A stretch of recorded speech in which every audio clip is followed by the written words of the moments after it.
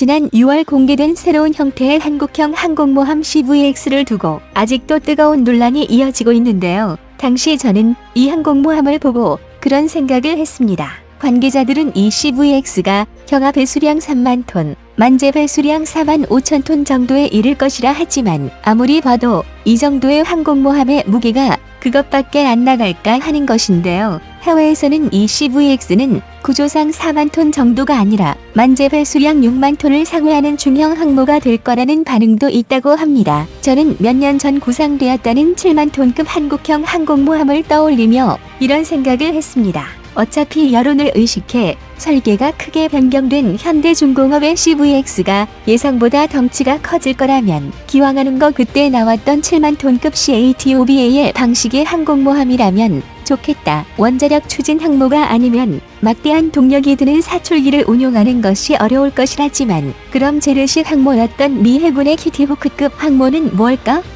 하는 것이죠. 그와 함께 저의 눈에 띄었던 것이 이번 달인 8월 8일 대서양 해상에서 있었던 미 해군의 슈퍼 핵항공모함인 제럴드 R. 포드급 항모의 초대형 폭파 충격 테스트였는데요. 놀랍게도 3번이나 이어지는 거대한 충격과 폭발이 바로 옆에서 발생하는데도 불구하고 제럴드 R. 포드급 항공모함은 이 충격을 거뜬히 견뎌냈습니다. 그리고 해외 언론의 한 기사에서 생각보다 항공모함을 DF-21D, DF-26 같은 대함탄도 미사일로 요격하는 것이 무척이나 어려울 것이라는 분석을 접할 수 있었는데요. 그렇다면 만약 사출기를 가진 7만 톤급의 중형 항모와 이를 호위하는 핵잠수함이 있는 한국의 중형 항모 전단은 얼마나 강력한 위력을 가지게 될까요? 부족한 지식이지만 제 나름대로 지금부터 한번 생각해 보겠습니다. 전문가는 아니지만 해당 분야의 정보를 조사, 정리했습니다. 본의 아니게 틀린 부분이 있을 수도 있다는 점 양해해 주시면 감사하겠습니다. 이 과정은 어디까지나 우리 해군이 7만 톤급의 항공모함과 이를 지켜줄 방공 호위함들, 핵잠수함, 그리고 보급과 지원을 맡아줄 보급 함정들을 모두 갖추고 있다는 전제하에 과거의 설계안에 따르면 우리 한국의 만재 배수량 7만 1,400톤급 항공모함은 298m의 길이를 가지고 있습니다. 스키 점프대를 이용해 단거리 이함을 실시하고 강제 착함 장치로 착함하는 STOBAL 방식의 항모라도 갑판의 길이가 280m를 넘을 경우 충분히 2대 조기 경보기를 운용할 수 있어 함재기들의 공격력과 작전 반경을 크게 늘려줄 수 있는데요. 이렇게 할 경우 스텔스 함재기인 F-35B 외에도 KF-21 네이비가 나올 경우 이를 함재기로 이용할 수 있게 될 겁니다. 민재 배수량 7만 1,400으로 구성된 7만 톤급 한국의 중형 항공모함은 항공기 약 32대의 함재기들과 함께 8대의 헬기를 운용할 수 있습니다. 영명항 MIS, 현재 고려되고 있는 만재 배수량 4만 톤급의 항공모함은 총 12대의 함재기와 8대의 헬기를 운용할 수 있는데 이에 비해 2에서 3배의 전력을 운용할 수 있게 되는 셈이죠. 만약 우리 한국의 항공모함이 STOBAL 방식이 아니라 함재기를 쭉 밀어서 이함시켜주고 강제 착함 장치인 어레스팅 기어로 착함시켜주는 CATOBAL 방식의 경사갑판을 채용한 항공모함이라면 그보다 훨씬 더 막강한 전투력을 가질 수 있게 되는데요. STOBAL 방식의 출격 횟수 수티와 CATOBAL 방식의 출격 횟수는 비교할 수 없을 만큼 큰 차이가 납니다. 대륙의 랴오닝 항모나 산둥 항모는 만재 배수량 6만 7,500톤의 거대한 중형 항모지만 스키 점프대를 이용하는 STOBAL 방식입니다. 그런데 우리 한국에서 만재 배수량 7만 1,400톤의 항공모함 그것도 CATOBAL 방식의 항공모함이 상대라면 경항모를 운용할 때와 달리 오히려 펀치력에서 압도하게 됩니다. 이와 같은 해상형 조기 경보기 또한 운용할 수 있으니 전투력은 더욱 올라갈 수밖에 없는데요. 재래식 항공모함 중에서 CATOBAL 방식을 채용한 대표 주자는 미 해군의 과거 항공모함이었던 키티호크급 항공모함을 들 수 있습니다. 키티호크급 항공모함은 기준 배수량 6만 톤 이상 만재 배수량 8만 2천 톤 이상의 재래식 항모로 26만 마력을 가진 증커터빈 내축식의 추진 체계를 채용했습니다.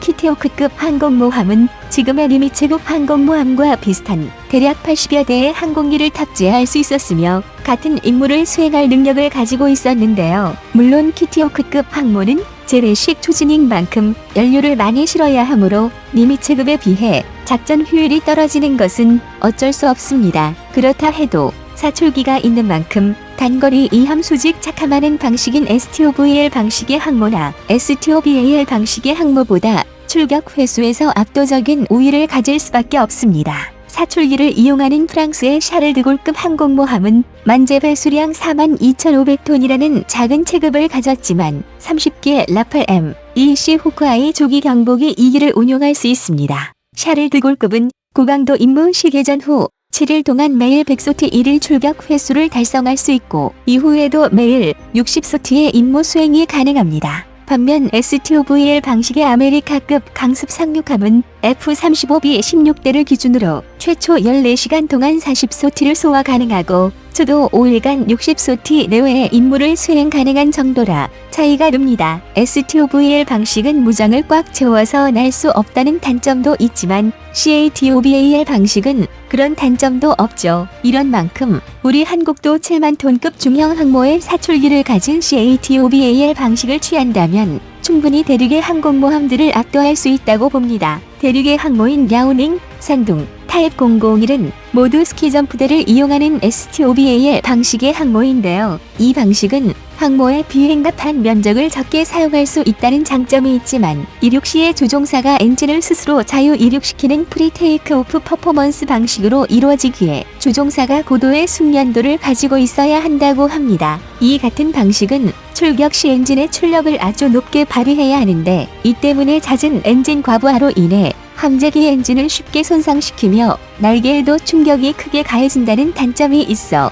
함재기의 수명을 단축시키는데요. 2016년 12월 3일 러시아의 쿠즈네초 부급 항모는 함재기인 수-33을 이함시켰지만 조종사의 실수로 착륙 기어가 고장났고 계속 공중을 선회하다가 연료를 소진해 추락하기도 했습니다. 이와 같은 STOVAL 방식을 취하고 있는 대륙 해군의 랴오닝, 산둥, 타입 001은 문제가 더 많으면 많았지 작지는 않을 것으로 전문가들은 보고 있습니다. 이 때문에 혹시나 우리 한국에서 7만 톤급 CATOVAL 방식 중형 항모를 건조한다는 말이 나오면 현재 영국과 미국을 포함해 여러 군사 강대국들이 대륙에 맞서 역사상 최대 규모의 훈련을 하고 있는데 한국에 7만 톤급 중형 항모가 있다면 여기에서도 주력으로 나설 수 있겠죠. 최근 8월 8일까지 제럴드 R 포드급 항공모함이 선체 총격 실험을 실시한 이유는 실제 폭발물을 사용해 항모가 전투 상황과 같은 가혹한 조건에서 까다로운 임무를 수행할 수 있는지를 확인하기 위해서였다고 합니다. 아마도 항모 전단의 모든 미사일 요격수단을 뚫고 들어오는 대륙에 대한 탄도 미사일들이 빗발치는 전장 환경에서 미 해군의 항공모함이 작전을 제대로 실행할 수 있는지를 알아보기 위해서였던 것 같은데요. 이 실험에서는 총 18,144kg의 폭발물이 사용되어 거대한 물기둥을 만들어냈으며 이 충격으로 인해 플로리다 해안에는 규모 3.9의 지진이 기록되었다고 합니다. 제럴드 R 포드급 항모는 바로 옆에서 터지는 거대한 폭발에도 불구하고 약간 흔들릴 뿐인 엄청난 내구성을 보여주었는데요. 2018년에 해외 언론인 더 워존의 기자 타일러 로고에이는 USS 아메리카의 침몰 시도 테스트에 대한 일화를 들려주었습니다. 당시 USS 아메리카는 공중에서의 폭발과 수중에서의 지속적인 폭발을 감당해야 했다고 하는데요. USS 아메리카는 4주라는 긴 시간 동안 물 위에서와 물속에서의 폭발을 견뎌내고 침몰하지 않았다고 합니다. 이 실험에서 USS 아메리카는 대함미사일 함포, 자유낙하 폭탄, 레이저 유도 폭탄, 기관포, 어뢰, 기뢰 등등 온갖 방법으로 잔인한 테스트가 계속되었지만 손상은 입을지언정 침몰하지는 않았다고 하는데요. 결국 고의적으로 포파 특공대가 손을 쓰고 나서야 겨우 이 항공모함은 침몰했다고 합니다. 생각보다 항공모함의 내구도가 정말 굉장하다는 것을 알 수 있는데요. 2차 대전기 작은 경항공모함들조차 핵실험 오퍼레이션 크로스로드에서 침몰하지 않고 버텨낸 결과도 있습니다. 물론 훈련이 아닌 실제 상황이라면 방사능으로 인해 생물은 살아남기 어렵겠지만요. 대륙에 대한 탄도미사일은 DF-21D가 미 항공모함을 직격한다면 몰라도 주변에 내리꽂히는 정도로는 항공모함을 침몰시키기가 생각보다 쉽지 않다는 것을 알 수 있는데요. 이 점을 봤을 때 USS 아메리카보다 만재 배수량이 약 1,600톤 정도 작을 뿐인 한국의 7만 톤급 중형 항모 또한 충격에 생각보다 강한 면모를 가지지 않을까 생각해봅니다. 우리나라의 조선업은 세계 최고 수준이기도 하고요. 이런 문제를 생각하기 이전에 탄도미사일은 수상함을 노리기에는 한계가 있는 무기로 평가받기도 합니다. 함재기를 띄워야 하는 항모와 이를 따라가는 항모 전단들은 시속 30노트 정도의 속도로 계속 이동하고 있는데 빠른 속도를 이용해 넓은 바다 어딘가로 숨어버릴 수 있다는 점이 항공모함 전단의 무서운 점입니다. 그런 함대를 우주에 떠있는 정찰 위성이 놓칠 리가 있겠나 싶지만 사실상 화성을 활용한 추적은 10초 정도면 작전 해역을 지나쳐버린다는 단점이 있기도 한데요. 물론 대륙은 갈수록 더 많은 인공위성을 우주에 띄워 미국의 항모 전단에 대한 감시망을 구축하고 있지만 이 점은 미국 또한 마찬가지입니다. 아무래도 대륙이 미국의 항모 전단을 찾는 것보다 대륙에서 쓴 DF-21D를 미국이 먼저 찾아내 추격할 가능성이 큰데요. 애초에 마하 5 이상의 극초음속 미사일들은 빠른 만큼 통제가 어려우며 그만큼 지속적인 위치 수정을 통해 정확히 목표를 타격하는 것이 어렵습니다. 러시아의 경우 대륙과 달리 대함 타격용으로 탄도미사일이 아닌 수락미사일 수십 기를 활용할 계획을 세웠는데 거기에는 다 이유가 있었던 것일지도 모르겠습니다. 게다가 현재 자주 눈에 띄는 미국의 항모 전단이 전시에도 그럴 것이라 생각하는 것은 큰 착각일 겁니다. 미국은 이미 소련과의 냉전 시절 러시아 해양 감시 위성을 유격하기 위한 대위성 미사일을 개발한 바 있습니다. 우주군을 운용하는 미국을 생각하면 미 해군 항공모함의 함재기들이 대만 해협을 지나 공습을 감행할 경우 이미 그 전에 대륙의 인공위성들을 유격해 DF-21D의 눈을 충분히 멀게 만들 수 있습니다.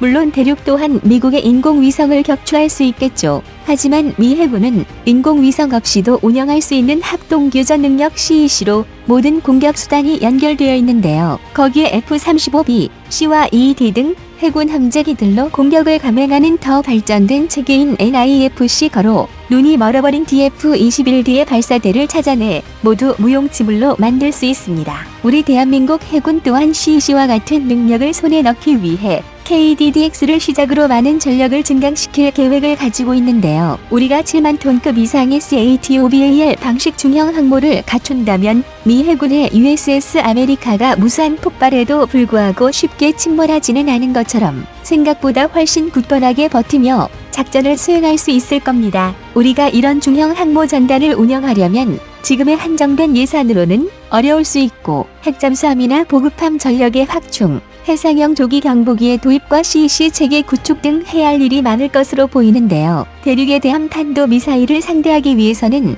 대륙의 위성을 파괴할 능력을 갖출 필요가 있고 미 해군의 MQ-25처럼 공중급유를 위한 무인기 전력도 갖춰야 할 겁니다. 그런 만큼 어서 4세대 원자로가 개발되어 협정을 위반하지 않으면서도 항모 전단을 지킬 수 있는 핵잠수함부터 개발되었으면 하는 바람을 가져봅니다.